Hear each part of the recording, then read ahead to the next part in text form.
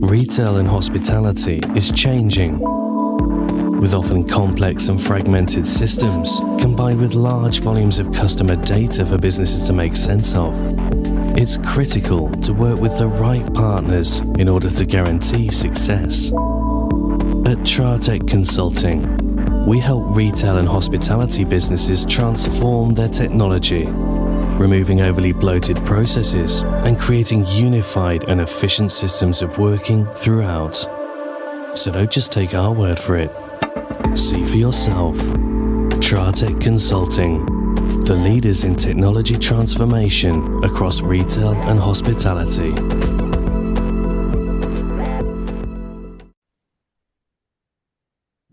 Hello, welcome to the All Things Borough podcast, the official podcast for Farnborough Football Club and sponsored by Tratec Consulting. Tratec takes your business visions and turns them into innovative reality. Good evening, everybody watching us on YouTube.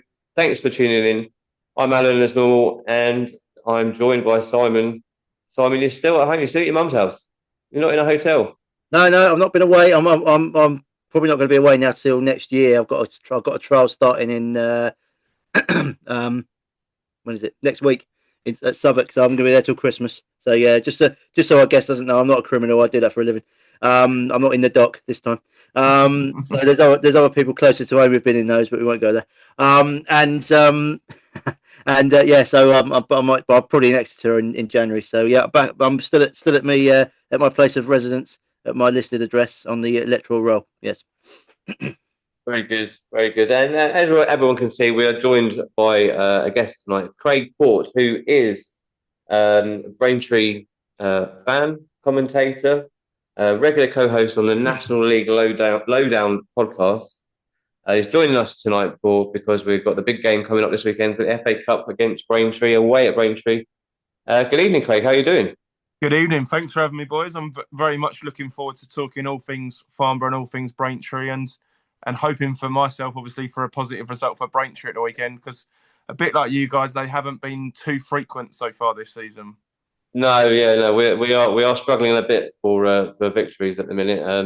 But we had a good result in the FA Cup in the last round against Westbury. So hopefully we can carry that on against you guys. But look, before we go on to that, let's talk about you. So how long have you been a Braintree fan? And what is it? What else do you do as well? Yeah, so I'd say I've probably become a Braintree fan around 9-10 years old. I used to go and watch them when they're in what was used to be called the Ryman League, and Alex Ravel was scoring lots of goals for us. So he's now Stevenage manager. He was probably the first player that really stuck in my memory as a Braintree player. Then I went and kind of started Saturday work and trying to play a little bit of football. So it was more checking the results and just seeing how Braintree going on and going to the occasional midweek game. But in the last couple of years, I've realised my body's not quite what it used to be, and I need to stop playing football and going to watch it a little bit more. So the last 4 seasons now, I say I've been to the majority of the home games, dabbled with the away games. It's quite difficult with a young family to be travelling all up the country. It's a little bit easier when we're in the National League South because it wasn't quite far journeys. For example, I asked my partner if I could go to Carlisle on Bank Holiday Monday, and we all know what the answer to that one was. So that didn't happen. We're gonna have a similar argument, Craig, with if I had a missus, with all our other missuses, because we've got Dorking away on Valentine's Day, so there's going to be a similar kind of conversation going on there, love. Yeah, I don't think my missus is normally quite good with this, and she lets me go and do any kind of football because I coach and manage as well, and so she doesn't sort of let my leash a little. It's quite long, but I don't think I'll get away with Valentine's Day. Well, I think you might be right, mate. We went to Dorking last year. There's a lovely fish and chip shop by the train station. Beautiful, mate. You can sit down, mate. Nice sit down meal. They do a nice kebab then there as well. I think you might be right. Yeah, I might actually be in the doghouse for the first time in 10 years with that one. Sorry, Craig, I cut you off. You carry on, mate. What else you get up to outside of all things Braintree? I think you do a bit of grassroots football managing as well, don't you? Yeah, I do. So I coach 2 local teams in the area. I coach an under-14s and an under-15s girls team. My niece plays for one of them, so that was how I got into it. And I've got up to a UEFA C in my coaching badges, so it is something that interests me. So I have offered my services to a few more grassroots teams and maybe Saturday teams over the years, but I've decided to spend more time watching Braintree and from the sidelines and maybe shouting some things that you probably wouldn't get away with as a manager once or twice, shall we say. You'd be surprised. You'd be surprised. Only if the referee hears you, Craig. I've been sent off once. I've been sent off once for some questionable language against the referee before, and it's not very nice. Yeah, when I was managing teams, my partner would go, "How did you get on?" And I go, "Oh, we lost 3-0 and I got a yellow card." She's like, "How'd you get a yellow card? You weren't even playing." Yeah, they were the good old days where where the managers never got booked. They just sort of got told to sit down and shut up. You know what I mean? And then 5 minutes later, you were back up again. Yeah, but no, I don't think it's very fair, Craig. To be honest, I think they should be. You give you a green card or the manager's boot card or something instead of a yellow. It's not very fair. I think managers don't get away with a lot these days. Actually, I think a lot of them just get sent off quite frequently, don't they? Yeah, and it's becoming more and more frequent. Robbie Savage has been done in the National League for over celebrating this season because he ran down the touchline. Yeah, what's football without emotion? Did an Enzo Mascherano like the weekend? Yeah. Yeah, that happened as well. Yeah, it's a bit strange, but look, do you enjoy the coaching? Do you enjoy doing that?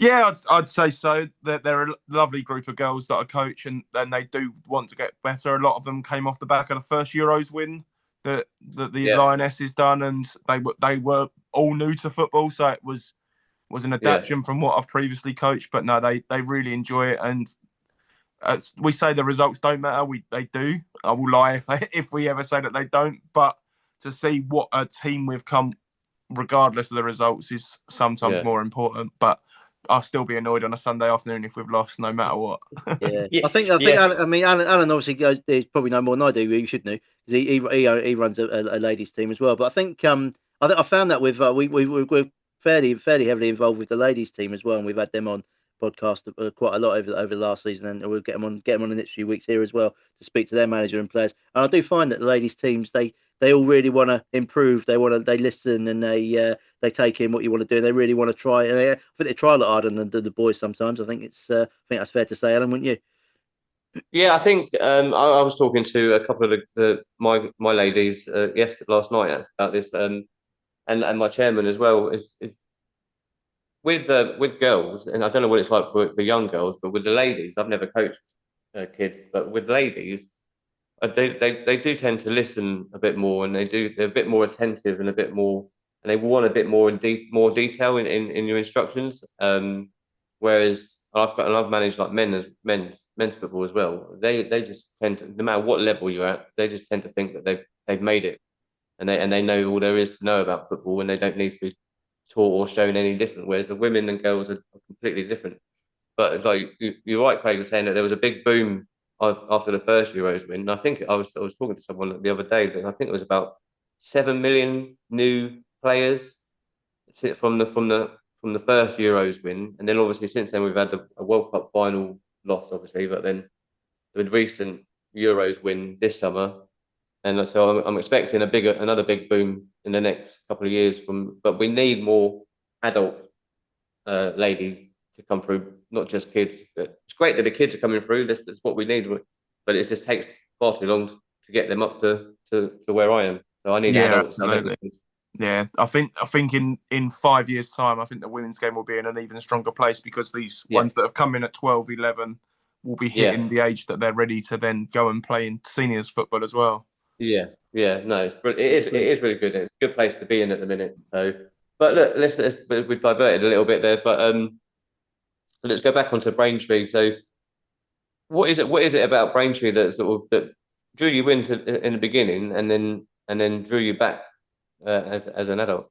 Yeah, I'd say as a child I lived a 2-3 minute walk from the ground, and I remember there was some banking behind the goal that was outside the stadium that I could go and stand on there as a 9-10-year-old, the stone's throw from my house, and stand and watch the first half. And going back to probably 2004, they used to open the gates at half time and let anybody in, kind of thing. So I always used to do that. So it didn't cost my parents any money, so I'd never had any kind of objections from them. I could just go and watch the first half on this banking and then walk in for the second half and really enjoy it. And I think it's, for me as well, it's how close you can get to the football. if you go and watch a Premier League game now, you feel like you're in the sky effectively, and you're not really part of it. But if I walked around Braintree 2 hours before kickoff now, I could talk to the players, I could have a chat with them. Some of them would even know my name, that kind of thing, and it just feels such a better thing. And I was saying to my partner the other day, I do follow Liverpool as well, and I said the only Premier League games I've watched this season are Liverpool games. I've watched little bits of other ones, but I turn it off, or I didn't realise that game was on. But I'll sit there now and I'll flip through the DAZN app, which obviously has got the National League, and I'll end up watching highlights of every single National League game. So I don't know if I'm just kind of falling in love with Braintree now, or just non-league in general kind of thing. I think yeah, you're I think right, Craig. Yeah, we've said this before, haven't we, Simon? Yeah. It's non-league football in general. In the last, I would say for me, in the last 5-6 years, maybe a little bit longer, I've sort of become a little bit sort of disillusioned with Premier League football and stuff like that, and I've not sort of been that attentive towards it. And I've been drawn more towards non-league football. And obviously, I grew up I don't live in Farnborough now, but I grew up in Farnborough, and spent my first 20 odd years there before I left. But going to a non-league game now for us is so much better, because, like you say, you're right there on the pitch, so that you can not touch the players, but you can speak to the players. You can see them. You can hear everything that's going on from the touchline to the players chatting to each other and all that. It's just a much better feel to the game, and it's like what you're actually watching an actual proper game of football, rather than the simulated sort of version of it on TV when you're watching Man United or Chelsea or Tottenham. Yeah, no, I'd completely agree with that. I've like I said, I've fallen in love with non-league, and kind of that's how I've got into the podcast that I do now. I was enjoying watching non-league. I kind of started following them on social media, and then said, I'm interested in podcasting, and now I'm on here talking to you guys, which probably if someone said to me 3-4 years ago I'd be on here talking about non-league and Braintree Town, I'd have laughed at them effectively. But I've really kind of love it and buy into it all now. Well, you've probably reached the pinnacle already, Craig, talking to us tonight. It's only downhill from here, mate, I'm afraid. Yeah. So how did you get onto the podcasting? Yeah, so I started following the National League Deck on Twitter about 6-7 months ago, and they were looking for some writers for non-league. So I wrote a couple of articles for them, but they were okay articles. Don't get me wrong, I'm not a big writer. It's just something I thought I'll give it a go. I'm very much that kind of personality. I'll give it a go, see what happens, kind of thing. And then they got to a place where they were doing really well, and they wanted 5 or 6 articles a week, and I couldn't commit to that. So I just said, what else have you got? And they said, we've got a vacancy in a National League podcast. So I was like, I'll go and, again, I'll give it a whirl. Why not? And now there's 3 of us that do it every single week, with 2 or 3 additionals if obviously they can't make it.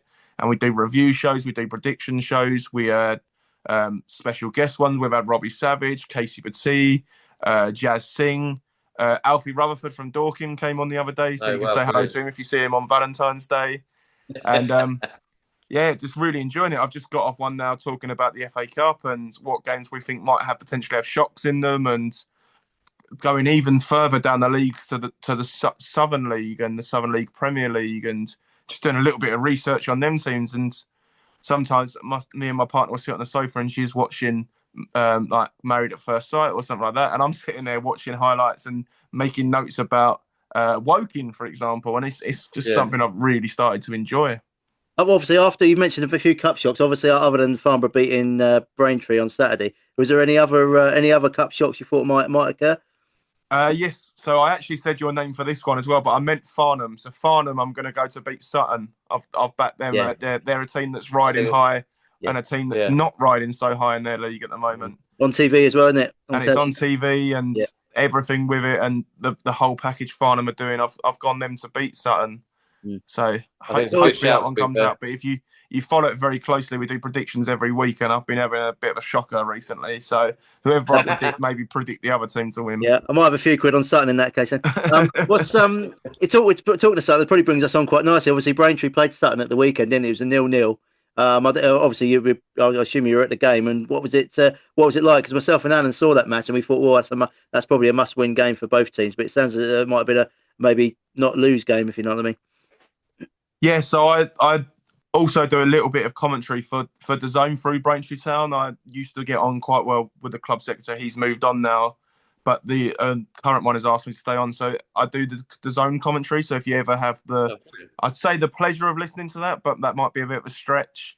It may be my voice that you listen to on a Braintree game. So I was up there, and I think I summarised it in commentary quite like you did there. It's probably a game both teams want to win, but it's almost a don't lose, and it was almost played in that kind of spirit as well. There was not many risks taken. It was a little bit nervy, a little bit edgy. Sutton were working things out under new management, and Braintree just didn't have anything in the final third. They looked good going forwards until the final third, but struggling to put the ball in the back of the net this season.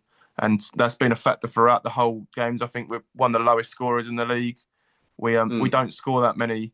So we often, if we do win, we win 1-0 or 2-0 or nothing too much to note. Although we did win 2 of our 3 league games 3-0 and 3-1, but we don't score many at all, to be fair. Is that just a? I was going to say, I was looking at the results and stuff. I think you might have won 3-1 in one of the games. But you've only won 3 games this season. It's very similar form to us, really. We haven't got off to the best of starts, I have to say. But our we have got opposite way around to you, to your club. We've kind of got really good players at the front, but we seem to have an issue with getting the ball to them and getting them decent chances to actually try and score. Like people like Rakesh Bidham and Don Pylon, and we've got Mason Bloomfield, the 3 forwards. They're all really good quality players, great pedigrees, and we just got a problem in midfield, mainly due to injuries. Actually, we've got Aaron Cool and Billy Clifford are both injured at the moment, so they're basically our sort of engine room driving force behind the team. They're both out, so we have struggled a little bit in that department. We've got some good young players in there, like number 10s, literally number 10 Kai Jennings, and also Ryan Hawke, who we've signed recently. He got 2 goals against Chelmsford the game you were at, I think. Yeah, and you've got, is it Ted Collish you've got? Ted Collish, he scored at the weekend, he was kind of in the non-league scene around this kind of area, and I think he was at Brightlingsea and then Needham Market before he came to you guys. Yeah, he scored a lot of goals at Needham Market, didn't he? He did really well. Yeah, he scored a really good goal on Saturday, actually, in the 3rd minute, just hit it, took a touch, took it beat his man in the top corner. We were saying on Saturday, didn't we, Side? We've been really impressed with Collis so far this season in the games that he plays, but he's got couple of goals now, I think, but the work effort, the effort he puts in, and his work rate is second to none at the minute, and he's showing his class, and he's showing that he's able to make that step up as well, which is really good to see. Yeah, he got the all important goal in the last round as well against Westbury in the 90 was it 150th minute, whatever it was. How much injury time was going on? So yeah, he popped. He was in the right place at the right time anyway for that one, which is good. So good quality to have, isn't it? Yeah, it is. Yeah, definitely. Every club needs one. So let's talk about Braintree's, not just this season, but the last couple of seasons. How's it been? Because I only went back to last season. We finished 17th last season, only like a few points above relegation, above Dagenham, who finished at the top of the relegation zone. How's it been with the club going through all these troubled times?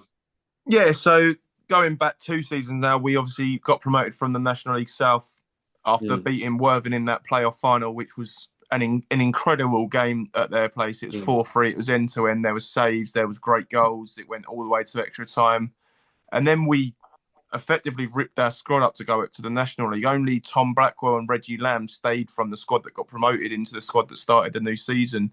We brought in a lot of players with National League experience, and it just didn't really click to start. We got a couple of good results, and then Angelo Harrop was moved on by the club, and Steve Pitt came in, who was originally, when Angelo first came on board, he was his assistant, and he just seemed to get things kind of moving in the right direction. He got some very good loans in.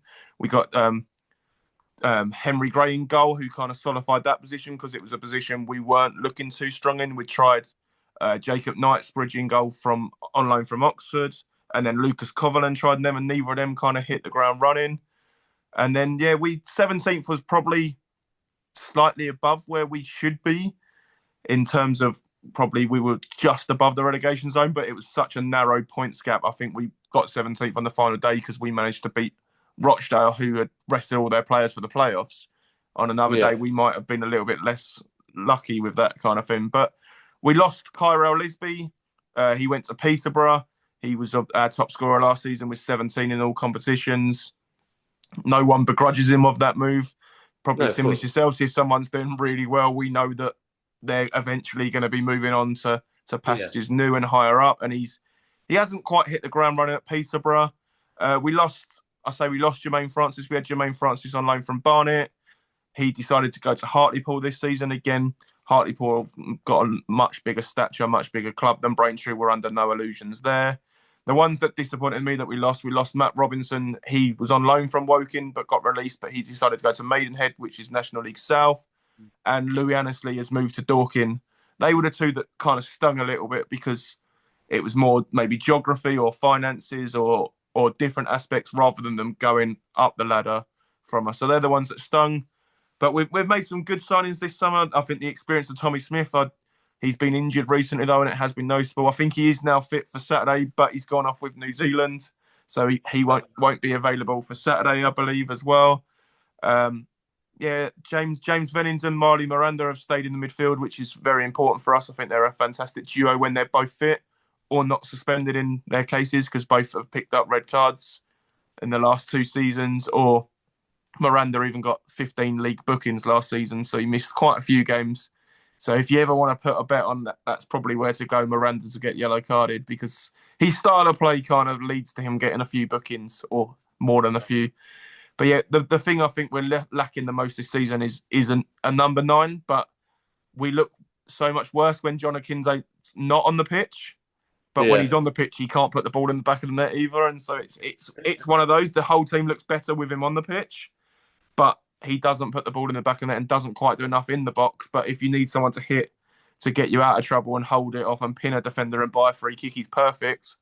But he hasn't scored yet this season, and I think that was noticeable when he missed his big chance against Sutton. If he'd have scored 3 or 4, that's 1-0, we win that game. Because he hadn't scored, he kind of panicked, fluffed his lines a little bit, and it was a good save in the end by the goalkeeper. But yeah, goals are a big issue for us at the moment.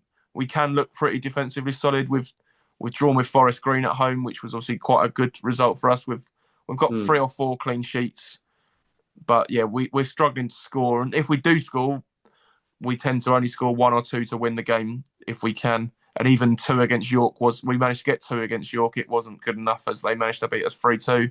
Which I think if we'd have won that one, we might have gone on a little bit of a run afterwards. Yeah, you're giving us a really, really good snapshot of your squad there. So anyone listening from Farnborough's got a good idea of who to look out for if they didn't already. But I reckon it's a polar opposite to us, really. We struggle conceding goals. We concede too many goals. So if you need John Akindi to actually score some goals, it's probably Saturday's their ideal game for him. But we have saying that though, we have looked more solid in the last few weeks. The manager's been cracking on with the players the last few games, and also some of his a lot of his post-match comments have been around defending in individual errors and conceding daft goals. So it's something that the squad know that they need to sharpen up on. And we have got on the paper, we've got a really good team defensively on paper, and it's an area that we look to kind of build first. Actually, to be fair, this in the pre-season. Robbo is suspended, unfortunately. But we did appeal his red card that he got against Westbury in the cup, but it was dismissed, unfortunately. So he's got a 3-game ban, so he'll be missing. But we've also got like yourself, we've got another international player away. Ali Omar's not going to be available because he's with Somalia. So we've only got 2 fit centre backs actually this week in Louis Lomas and Lachlan Bird. So is that Louis Lomas that used to be at Southend and had the really bad injury? Yeah, correct. Yeah. So he was at us at the start of last season, but never really got a game because he was still coming back from fitness. And we sent him out on a couple of loans, and then with a management change, I think he eventually just kind of filtered out the door to try and get some game time, because obviously it'd been so long that he hadn't played.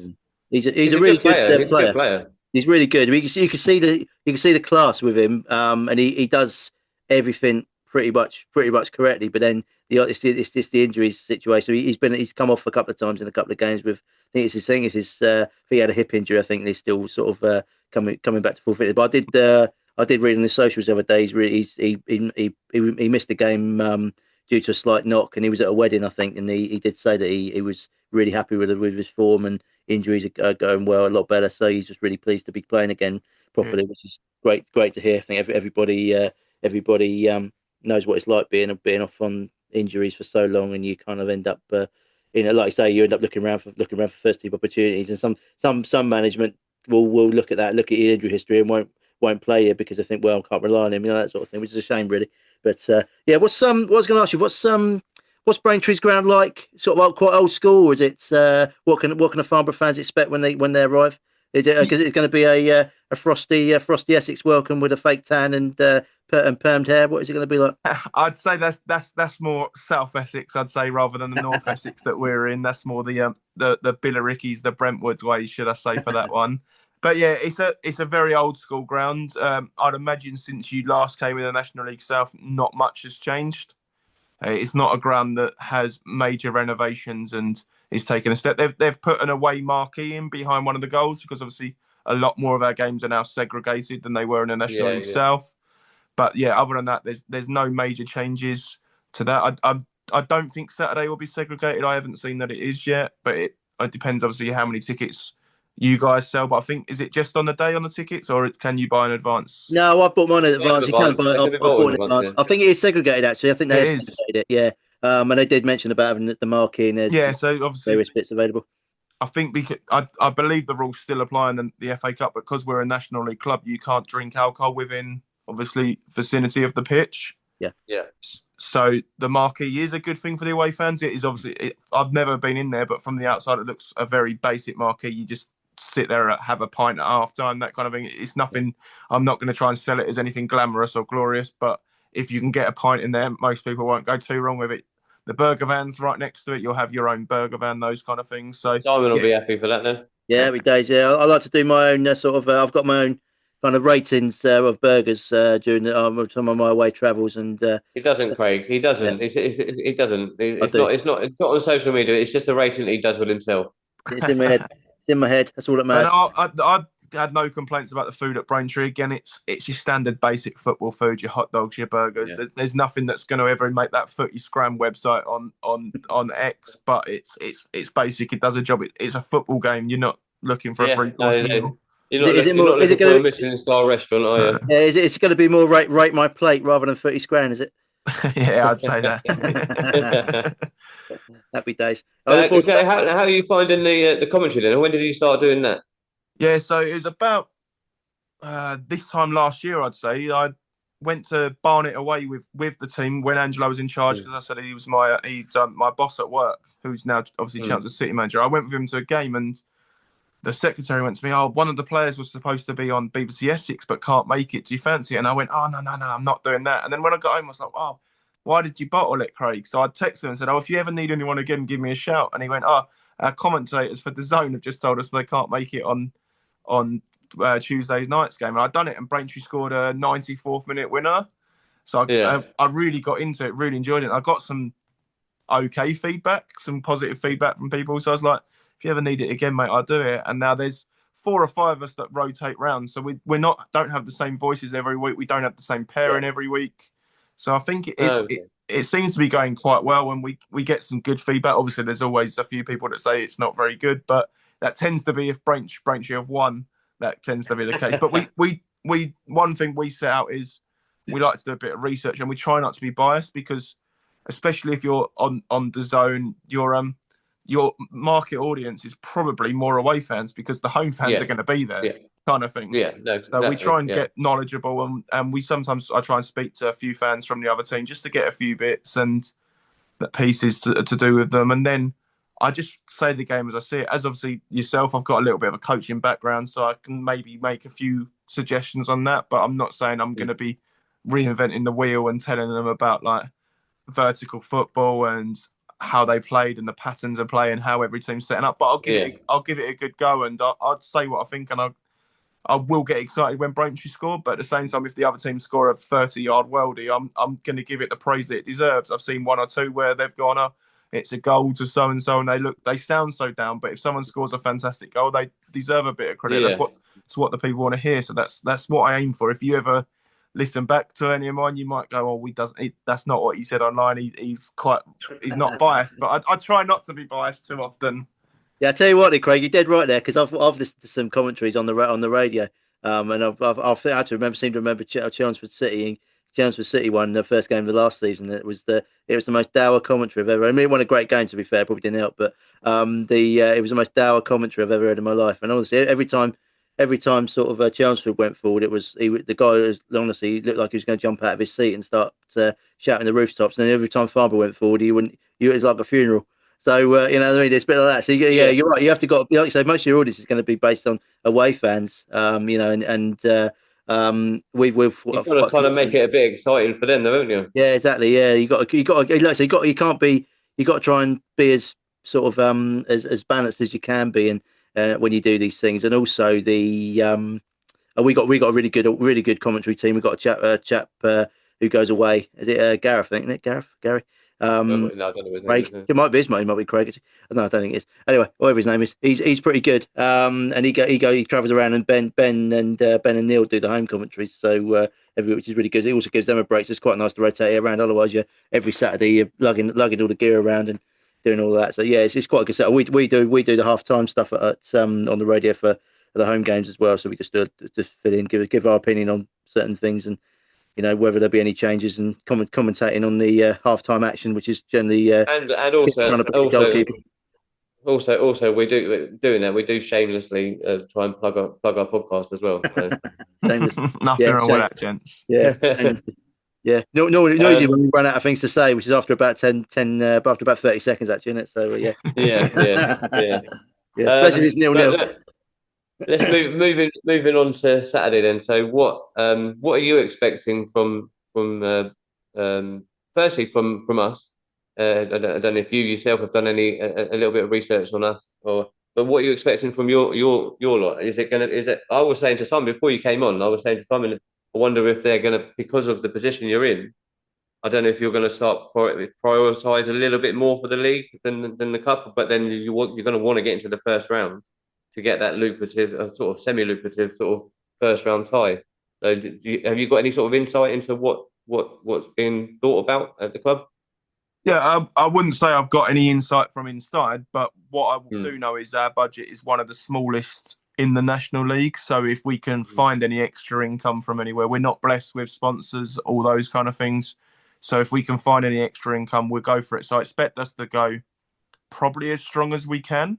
I don't expect a sea of rotation. I actually expect some of the injured players who have maybe been eased back for this to be the game where they're fully coming back in to go as full strength as we possibly can. Because without being disrespectful to Farnborough, if we'd have maybe got a Rochdale away or a York away, maybe we'd have rotated and our expectations would have changed. But this is an opportunity for both these sides to get into the first round. And you get in the first round, you could pull a League One team and away and who sell 15,000 tickets, and obviously the share of it, the income shared in the FA Cup as well, or you could pull a team from even further down the pyramid still and have a really good chance of progressing even further with the prize money. So I think we're definitely going to go full strength. I'd be surprised if we didn't. If we had more options, like maybe the likes of Akindo, who's obviously approaching, I think, 36, 37 years old, it might have been a chance to ease his workload a little bit. But I think due to the form and the options around him, I do expect him to start as well. I expect a strong back four. I think the back four that's played in the league the last couple of weeks has been very, very good. We don't concede too many. We've got Terrell Works on loan from Fulham. Obviously, I don't know the terms of his loan if he can play in the FA Cup, but I don't expect him to be near Fulham's first team. So I expect we should get permission for him to play. Obviously, this being our first game in the cup, we're not quite sure who can and can't play out the loan players. But I'd expect he could play, and he's scored 4 goals in his last, only 5 games for us. So he's probably coming off the left, sometimes off the right, probably our danger man in that sense. So I'd expect him to start, and maybe Lewis Walker coming back from fitness worries to start on the right, and that seems to have worked. And then we've got some good options on the bench. Our bench has been thin at times. We've had injury problems. We've had 8 or 9 out at one stage, but I think the majority of them are now back. Obviously, Tommy Smith missing because of international duty. So I expect us to go full strength, strong 18 in the squads. If it's not working, there's options off the bench to try and change things. From you guys, I've only obviously seen one of your games this season, and listening to you guys beforehand, it sounds like it was your best performance of the season, where you came to Chelmsford on a Monday night and beat them 5-2, I think it was. And what I noticed was a few of the names. Dom Polian was one that seems to have always scored against Braintree in the past. We've all had issues against him. He was scoring goals on that night. We've mentioned some of the players in and around him that can be quite ruthless on their day if they get the chances. So I'm expecting if you get an early chance that you may take the lead, but then I'm hoping that the National League experience of Venins, Miranda, Langston at the back, Francis Clark's an excellent player at defence, maybe Akinde, and then maybe we can nick it 2-1. But if it does go to a replay, because obviously fourth qualifying round games still go to a replay, which I'm not sure where I feel about that. I either get rid of replays completely or have them the whole way through. But if it does go to a replay and go to your place, I'd probably then put you guys as slight favourites, because I don't think there's that much difference between the two squads. But I was pleased it was at our place rather than yours. Yeah, I think you did right there. We had the same opinion. We were hoping it'd be our place, to be fair. It would have been a cracking game if it had been. But I think we like I said, the Chelmsford game was our definitely our best performance, and the manager's sort of gone back to that a couple of times on some of his post match stuff. It's more an annoyance than anything else, because we actually played the Monday night against Chelmsford and won 5-2, battered them really. After about the first half an hour, we were all over them. We scored some really good goals, took our chances. And then the next game we played at home, I think we were home to Dover, played the same team and lost 2-1. So it was, he was That's pretty football, annoyed. isn't it? Yeah, exactly. Yeah. Exactly. He said even Spencer was like, well, how can we have the same team out and play like that 6 days earlier? 5 days. 5 days earlier and play as bad as we did against Dover. We just didn't really get started. It was one of them games really. But I think it'll be a I hope it's a tight game, because that will suit us, because we need it to be that way, because if we defend the way we have done pretty well, I'd say all season, but I've maybe been a little bit unfair on the defenders, because it's not all down to them. I actually think our midfield is an issue in both boxes. I think we were very young in midfield at the moment due to injuries mainly, but I think we could do with it being a tight match, and maybe if we can, like I say, if we can get the lead and keep hold of it, then I think we'll do okay. But it's quite encouraging. It's encouraging for us. You don't score many, because that's probably a good thing. I think the more sort of free flowing, forward thinking teams would probably have a bit of a field day with us, really. I'd say. But yeah, I'm hoping it's what's the pitch like at Braintree? Is it pretty decent surface, or is it a little bit hit and miss? I'd say hit and miss.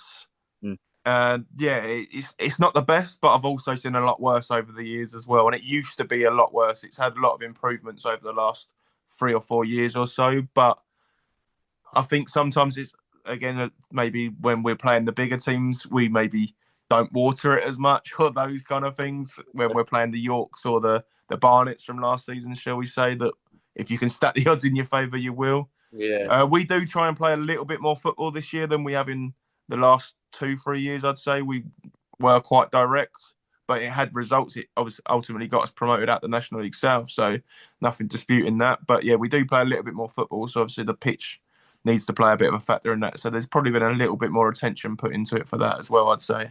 Yeah, we like to pass the ball. We actually passed the ball really well against Bath, and we did both the goals we scored were good, well worked goals. Yeah, the 94th minute penalty was a penalty, but we did, up to that point, the guy Jennings got fouled. We did pass the ball really well for both our goals. But we have been guilty maybe of a little bit of going a bit too direct. Some of the fans on the forum have been complaining that we're a bit too direct, long ball type thing. I think long ball's a bit much, but direct and pumping it into Bloomfield to try and hold up and get fouls and try and play from there is been pointed at the team a little bit. But we do try and pass it, so the better service, the better. Our place is a really good pitch, to be fair. So we should be. I'll see if I can get onto them and not water it this week. Then, if you're a passing stuff.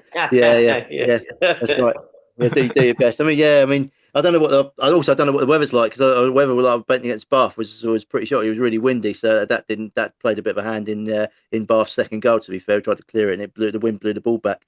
Yeah. It's Ball back on. always sunny in Braintree, mate. Always sunny. Happy days, happy days. So that's all the fake tan guys are glistening off their foreheads. That's what it is. Reflecting it back. It's beautiful. Yeah, we're looking forward to it. I'll be there. We have got a coach for the game, so I'm hoping we'll get a good sort of 50, 60, Quite 70. quite a few tickets for that. Yeah, we done right. I don't know how many we had away at Westbury, but someone said we had over 100, which is pretty good. But I'm not sure if that was right, but didn't look like it on the telly. Put it that way. But yeah, it was good. Yeah, happy days. Oh, don't know what to say really. Yeah. So, before we let you go, Craig, just let us know how you think the rest of the season for Braintree is going to go. I mean, obviously, but is there any chances of making any signings? I know you said your budget is low, but is there any signings on the cards? Or anything like that? Do you have like your ear close to the ground when things like that? 'Cause I know now you're sort of in with the commentary, and I don't know if you talk to players or talk to coaches before games or not. I do a little bit.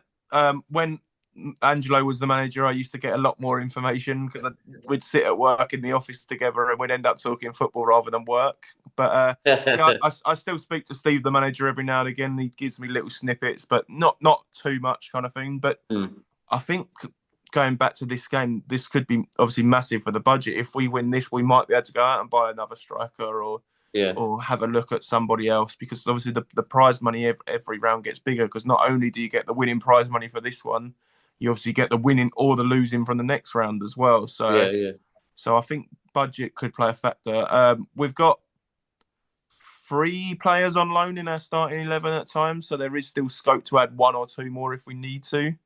But I think we tried to stay away from the loan market. We've dabbled in it quite a lot over the last couple of years. We've got Mason Terry on loan from West Ham. Regan Clayton also on loan from West Ham. Terrell Works, who's on loan from Fulham. And I've just remembered Frankie Terry on loan from Colchester. So we only really have 1 loan space available. I'd love us to go out and buy a number 9, because, as I said, Akinde's vital to how we play. But without the goals, it's a struggle at times. So if we could find a number 9 that could score us lots of goals, then that would answer a lot of problems. But I imagine if you look up and down the pyramid, we're not the only team with that problem. No, exactly. So Yeah, I was just going to say that everyone wants one, don't they? Everyone wants one. But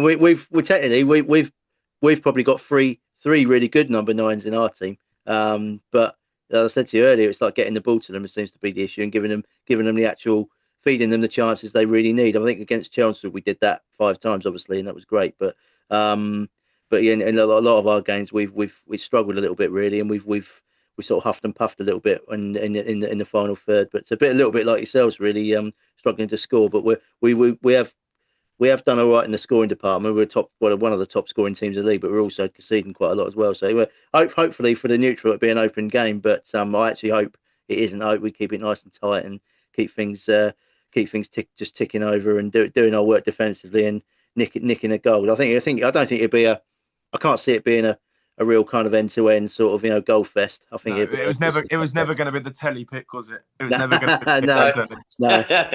no, not. No, I thought going back to telly pick. I think Farnham Sutton, when that came out, I thought that'd be on telly definitely, and then obviously got the Monday night game on TNT with Worthing for a screen, and that's a cracking tie. I think they've done. I think they can't really have any complaints. I don't think anyone with those 2 games. I think I'd be happy. I'll probably try and tune into a bit of both of those as well. Yeah, same here. Yeah, same here. Exactly. Yeah. Well, we'll probably leave it there, Craig. I reckon we've covered pretty much everything. It's been really good chatting to you, and really good insight into the game. Gives our fans a little bit to have to savour and maybe do their own little bit of research on the coach on the way there, and maybe pick out some names you've mentioned. But yeah, it's been a good show. Thanks very much. It's been a pleasure, gents. I've very much enjoyed it, and obviously best of luck to Farnborough for the rest of the season, especially when you play Chelmsford at home, but maybe not this coming Saturday. Same, no, same to you, exactly, Craig. Yeah. Best of luck, but just after Saturday. Yeah, but from about half 3 Saturday, unless there's a replay, obviously. Yeah, and also good luck with all the commentary you do for the club, and just remind us and people listening, watching, what the podcast is called. Yeah, so the podcast is called the National League Lowdown. It's part of the Deck family. So on social media, we're called @NL the Deck. Okay. It's basically just a deep dive on the National League as such, should I say, each week. But we do sometimes dip into the National League South and National League North. We obviously covered Andy Carroll when he signed for Dagenham and Redbridge. We could go on about that one for hours, I'm sure, and how it hasn't quite worked out. Mark, who's with us, is a Macclesfield fan, so he's got good knowledge of the National League North, and often talks about his experiences in there. And we've obviously this week we've spoke about the FA Cup, and we will be in the next midweek just reviewing the games and hopefully a few shocks, just not this one, hopefully. Although I wouldn't call this one too much of a shock compared to some of the others. Yeah, definitely. Yeah, I think you might be on the right lines there with Farnham maybe turning Sutton over. I know they've got a change of manager as well recently, and etc. And it's going to be it's a tough place to go and play football at the Memorial Ground down there. It's for the away team. It's a bit of a culture shock, I think. So, but it's nice. It's a nice old ground. They're doing lots of improvements there. So, yeah, good luck to. Good luck to all the lower league teams this weekend. It's probably Malden and Tiptree. Probably, I think they're the lowest ranked team left. So good luck to them. Yeah, just 20 minutes from here, Malden and Tiptree. They've also a team that's had big investment recently by the Druitt Barlow family, and they've got Gary Hooper and Freddie Sears up front for them. So some household names there at Malden. Yeah, he's ex Scunthorpe and Celtic, isn't he? Old Gary Hooper. Yeah, blimey, I wouldn't have to. Well, yeah, good. They've done well. Yeah, I mean, the owner doesn't know anything about football or something. Apparently, he just sort of stumbled upon it, and now he's in the FA. Probably thinks he's going to get to this sort of stage every single year now, doesn't he? When the money he's pumping in, he just might. Yeah, you never know. You never know. Yeah, true. Yeah. Look, well, yeah, like we said, good luck for the rest of the season with Braintree. Good luck with everything you're doing outside of football, with your coaching and the podcast and the commentary. Don't go away. We'll have a little chat when we come off there. But yeah, thanks for coming on, Craig. It's been an absolute pleasure. That leads me to say this episode was sponsored by Tratec Consulting, taking your business visions and turning them into innovative reality. For more information, visit tratecconsulting.co.uk. Simon, say good night. Yeah, cheers for listening and watching. Don't forget to subscribe to the YouTube channel. Click the subscribe button. We're trying to get 100 subscribers by the end of the year, so I think we're at 3. We're at 3 at the moment, so another 97 to go.